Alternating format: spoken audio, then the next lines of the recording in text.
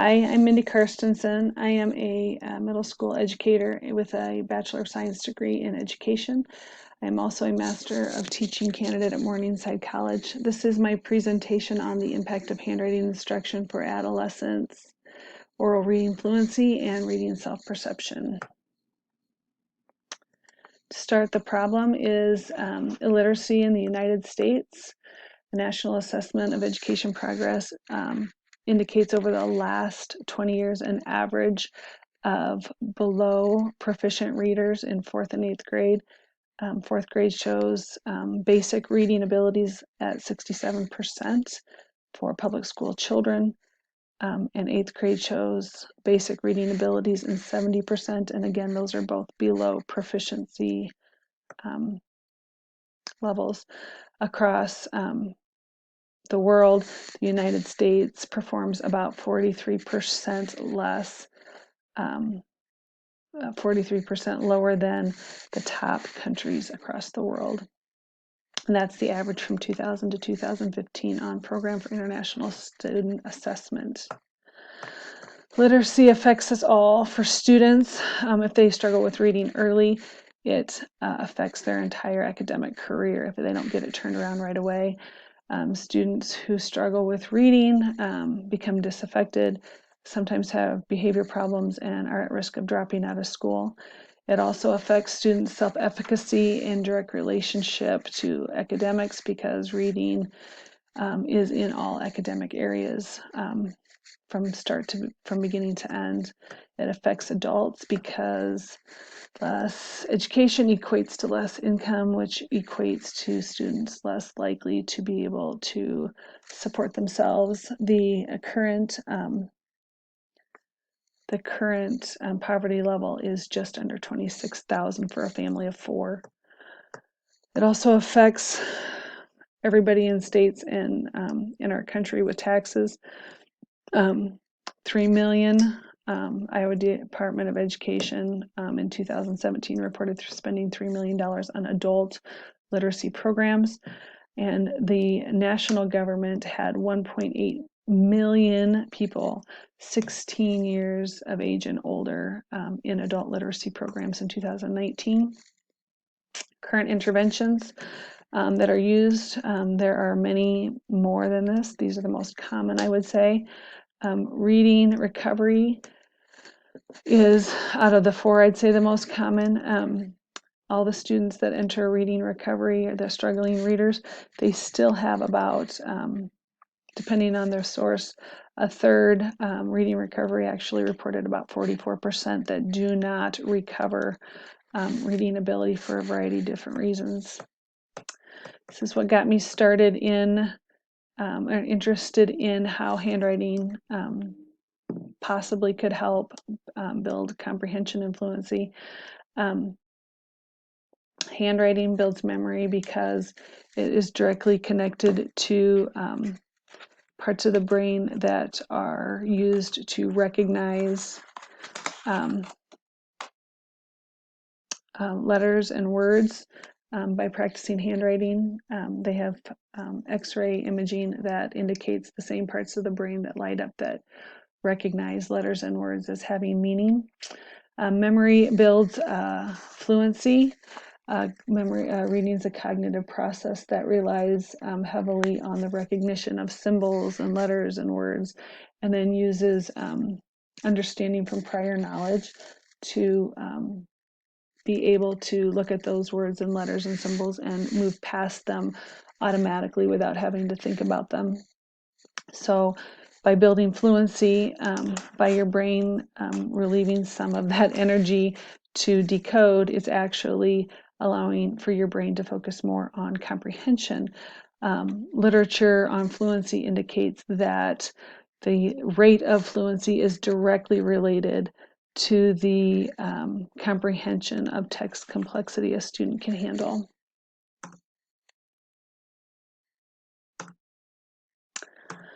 Purpose of the study was to identify if cursive handwriting could improve oral reading fluency rate and also improve student self-efficacy or student self-perception as readers. There's lots of proof in elementary schools that you can find that indicate that reading builds writing and writing builds reading. As far as older grades, the research is fragmented across grade levels.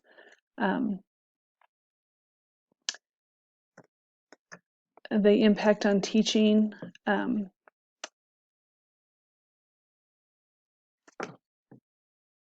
Impact on teaching and practice. The impact could lead to extended research. My research was a very short period of time, so it could lead to extended research based on my findings. It could end up adding handwriting components to current interventions. The 4 interventions that I showed, other than handwriting, really don't have a handwriting component. It could change opinions for those who overlook or dismiss the importance of handwriting, including our Common Core that does not include a handwriting expectation in any grade level.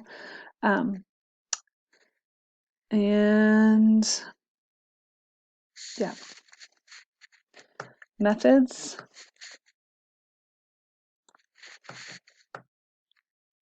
It's qualitative A/B study that used cursive handwriting practice on middle school students oral to see if it had an effect on students' oral reading rate and reader self-perception.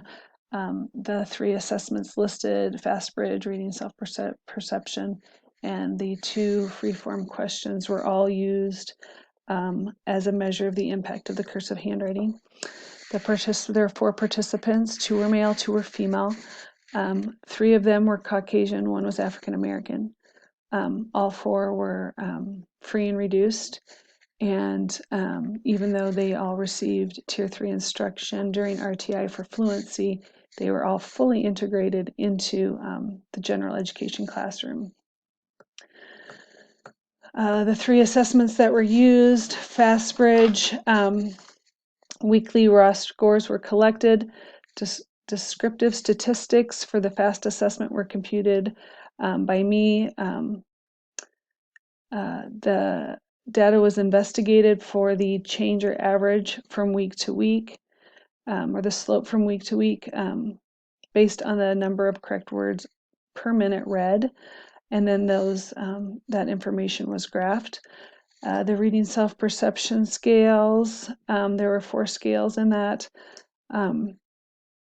Students took the assessment electronically. The raw data was compared to descriptive statistics by scale and grade level that were provided by the creator of the assessment, Hank and Melnick, and those raw scores were compared, both baseline and post-intervention periods were compared to that grade level, scale and grade level provided by the author because of the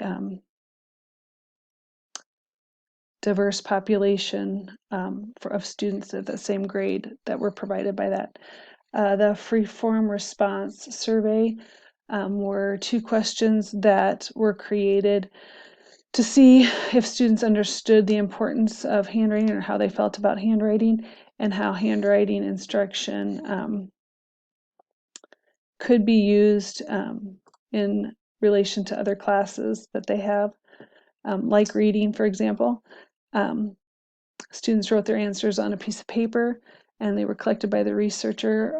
Codes were collected by using the de novo line-by-line grounded practice that we read about in Yale University 2015.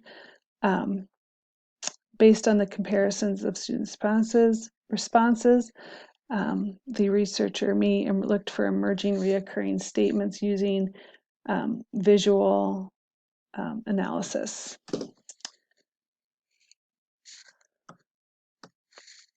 Baseline lasted 3 weeks. All 3 formative assessments were taken during that 3-week period of time. The baseline for the Fastbridge was taken weekly from during the control period to the baseline and through to the end of the process. The intervention for handwriting was strongly supported by multisensory teaching of basic language skills by Bursch and Kerker in 2018. Lessons focused on fluent production of letters and connections between them on words that were collected from FAST assessments that students had already been identified as having difficulty with. As recommended by the Multisensory Teaching of Basic Language textbook, lessons follow the same pattern of posture, overall body stance, posture, arms, how they hold their hands, their feet flat. And then they wrote on standard wide line paper in their spiral notebooks. On Mondays, they practiced stringing together their ABCs. And then the rest of the week, they had a few words to practice that followed at the end by a short writing activity.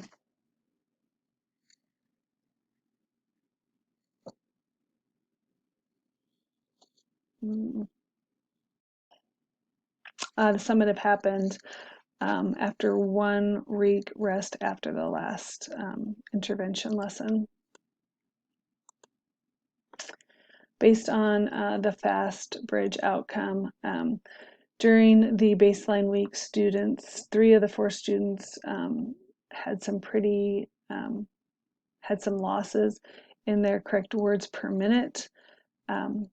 And then during the cursive intervention, students began to gain some of that loss back, except for 1 student who continued to lose ground on their correct words per minute. During the reader self-perception scale, students overall scored on their pre and post assessment lower than the grade level mean provided by the authors of the assessment.